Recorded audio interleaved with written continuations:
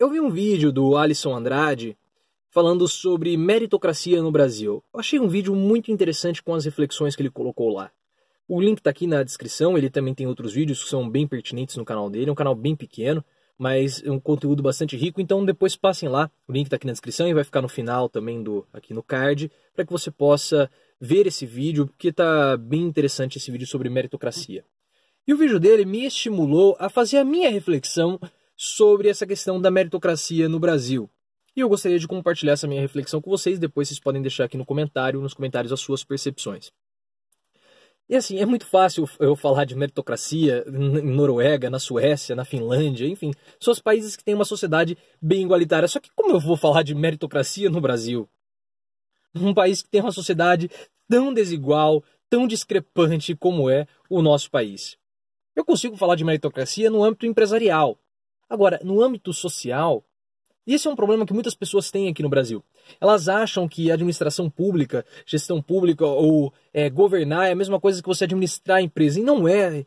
O governo, um país, um estado e as empresas são coisas completamente diferentes. Mas a gente tem essa interpretação porque como nós não entendemos como funciona como funciona um país, nós tendemos a interpretar aquilo com a nossa percepção, com a nossa vivência. Então, qual que é a nossa vivência? A vivência é a vivência das empresas, então nós vamos tentar interpretar aquele objeto, ou seja, o país, com a nossa vivência. Então, geralmente isso acaba tendo interpretações erradas. Eu consigo falar de meritocracia nas empresas porque a meritocracia nas empresas é necessário, é um conceito necessário, porque é uma forma que eu tenho para extrair mais trabalho do meu trabalhador. E você sabe que a evolução da administração é uma evolução de formas para extrair mais trabalho do meu trabalhador. Você tem a teoria estruturalista que apresenta o conceito do homo organizacional, que é aquele funcionário, aquele trabalhador que está em constante senso de uma perpétua busca pela realização, ou seja, eu sempre quero realizar algo. E eu preciso de ter funcionários assim, porque se eu tenho funcionários que querem sempre realizar algo, eles sempre vão estar fazendo algo. E é importante também um outro aspecto desse homo organizacional, que é a capacidade de adiar recompensas. E isso casa muito bem com a meritocracia, porque eu quero que o meu funcionário trabalhe bastante, gere muita riqueza para a minha empresa, gere lucro. Mas se meu funcionário se empenha e ele não consegue a promoção, ele pode se frustrar. Mas com esse conceito do homo organizacional, o meu funcionário que não conseguiu aquela promoção, como que ele é... Se eu coloco o conceito da meritocracia, se ele não conseguiu, foi porque ele não fez por merecer o suficiente. Então, na próxima vez, eu como funcionário, eu tenho que postergar essa minha recompensa com a promoção e trabalhar ainda mais duro, me dedicar ainda mais para a empresa, porque aí sim, talvez eu vá conseguir a minha promoção. E aí eu consigo extrair mais trabalho do meu funcionário. Só que quando eu coloco isso para o âmbito social, chega até a ser um pouco cruel.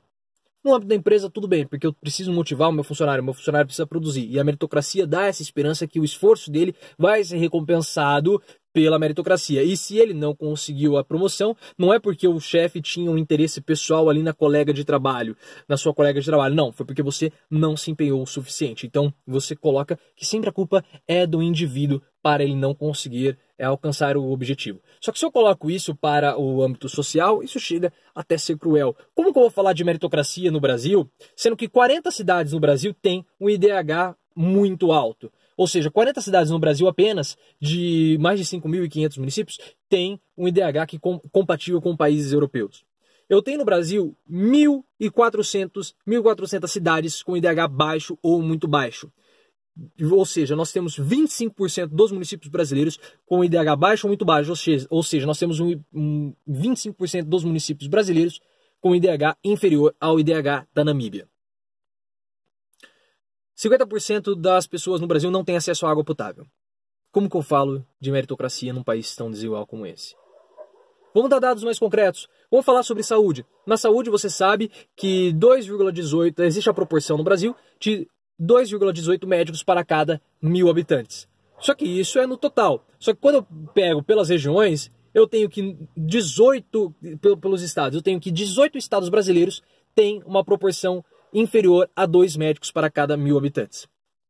E o artigo do Simões, que está aqui na descrição do vídeo, o Simões fala que, como não existe uma proporção ideal de médicos, mas é razoável nós acreditarmos que uma proporção boa é de 2 a 2,5. Ou seja, nós temos 18 estados no Brasil com uma proporção inferior a 2. Inferior a essa proporção que é considerada como razoável. Para você ter uma ideia, a região, o Sudeste, você tem a proporção é 2 vezes maior de médicos para cada 1.000 habitantes do que a região Nordeste. Ou seja, no Sudeste você tem 2 vezes mais chance de encontrar um médico do que no Nordeste. No estado do Rio de Janeiro, 4 vezes a proporção de médicos para cada 1.000 habitantes é 4 vezes maior do que o estado do Maranhão. Mas olha só que interessante, o Maranhão ele tem uma proporção de 0,87 médicos para cada 1.000 habitantes. Só que São Luís, a capital, tem uma proporção de 4,05 médicos por habitantes. Ou seja, a capital ela tem uma média superior, a proporção de médicos para cada 1.000 habitantes na capital São Luís é 5 vezes maior do que a média do estado. Então você começa a perceber que existe uma discrepância muito grande entre interior e a capital. No Brasil, você tem a proporção aí de 2,18 médicos. Nas capitais, é 5 médicos para cada 1.000 habitantes, enquanto que no interior, a proporção ali é 1,28 médicos para cada 1.000 habitantes. No Nordeste, no Norte e Nordeste, a proporção fica ali de 0,4, 0,5 médicos para cada 1.000 habitantes. Isso falando no interior. Então, no interior do Norte e Nordeste, você tem uma proporção ali de 0,4, 0,5 médicos para cada 1.000 habitantes.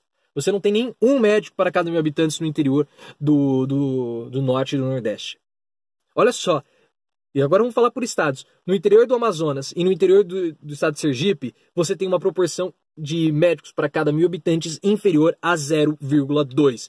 Ou seja, se você ficou doente no interior do Amazonas e no interior de Sergipe, você dificilmente vai encontrar médico, porque não tem. Você tem quase 0 médicos para cada 1.000 habitantes.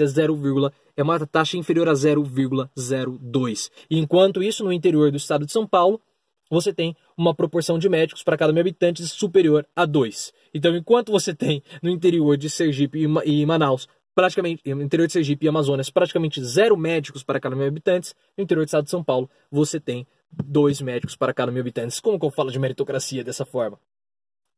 E no interior se você for pegar todos os estados do Nordeste, o interior de todos os estados do Nordeste, nenhum deles é superior, tem uma proporção superior a 1 médico para cada 1.000 habitantes. E no interior se você for pegar os estados da região norte, somente Tocantins tem um interior com uma proporção de 1 médico superior a 1.000 habitantes. Uma proporção superior de 1 médico para cada 1.000 habitantes. Todos esses dados estão aqui no site Demografia Médica, que estão no trabalho Demografia Médica, que está aqui na descrição do vídeo.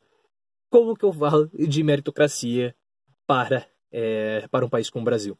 E é interessante porque nós temos o Bauman, Zygmunt Bauman, sociólogo, e ele fala que na pós-modernidade, que esse mundo da modernidade líquida, nós temos muita questão do faça você mesmo, nós somos muito centrados no indivíduo, e hoje tem essa questão do faça você mesmo. Você tem muitas coisas aqui, principalmente no YouTube, que é você mesmo faça aí na sua casa. Então você tem truques para fazer em casa, que você, em vez de você, faça aqui um amplificador de som para o seu celular utilizando uma latinha de coca, faça aqui a cebola do Outback, faça você mesmo a cebola do Outback. Então você não precisa comprar um amplificador de som da Apple, caixinha de som da Apple, você faz aí com a latinha da Coca-Cola. Você não precisa ir até o Outback para comer a cebola, você faz na sua casa. Você entra nas livrarias e o que mais tem são livros de autoajuda. Ou seja, você não precisa buscar a ajuda de um profissional no psicólogo, para você se ajudar. Você mesmo com esse livro pode se ajudar. E nesse contexto de faça você mesmo, não existe nada de maior do que faça você mesmo do que compras. Então por isso que nós vivemos nessa sociedade do consumo. Só que quando nós começamos a interpretar isso, desse conceito do faça você mesmo, nós começamos a colocar que sempre a culpa é do indivíduo. Então, se você não conseguiu prosperar, é porque você não teve méritos próprios. Se você não conseguiu alcançar aquela sua promoção, não é porque o seu chefe tem um interesse pessoal naquela sua colega de trabalho. Não, é porque você não se dedicou o suficiente. E isso é muito, mas muito cruel. Porque se você for começar a levar isso sempre à risca, você vai falar que a culpa daquele trabalhador do interior lá do estado de Sergipe, que fica lá, daquele agricultor que tem que ficar arando uma terra branca seca, que tem que ficar caminhando 2 quilômetros para buscar água, uma água potável, a culpa dele estar naquela situação é dele. porque ele não teve mérito suficiente para sair daquela condição de pobreza. Essa é muito da interpretação de muitas pessoas das classes mais elevadas no Brasil. E essa é a minha reflexão sobre a meritocracia no Brasil. Deixa aqui nos comentários qual que é a sua reflexão, qual que é a sua opinião sobre isso. O que eu espero do meu Brasil, qual que é o país que eu pretendo construir. O país que eu pretendo construir é aquele país que de fato haja meritocracia, que nós tenhamos igualdade de condição para cada pessoa poder prosperar com as suas próprias forças, para que o futuro da pessoa não seja definido pelo seu local de nascimento. Porque enquanto você consegue nascer numa capital como São Paulo, mesmo você estando na periferia da capital de São Paulo, você já tem muito mais chance de prosperar do que você ter nascido no interior do estado de Amazonas ou no interior do Sergipe. E esse é o Brasil que eu espero, esse é o Brasil que eu tento construir. É o Brasil que o seu local de nascimento não seja um empecilho para o seu desenvolvimento, para a sua prosperidade. É claro, isso é uma utopia?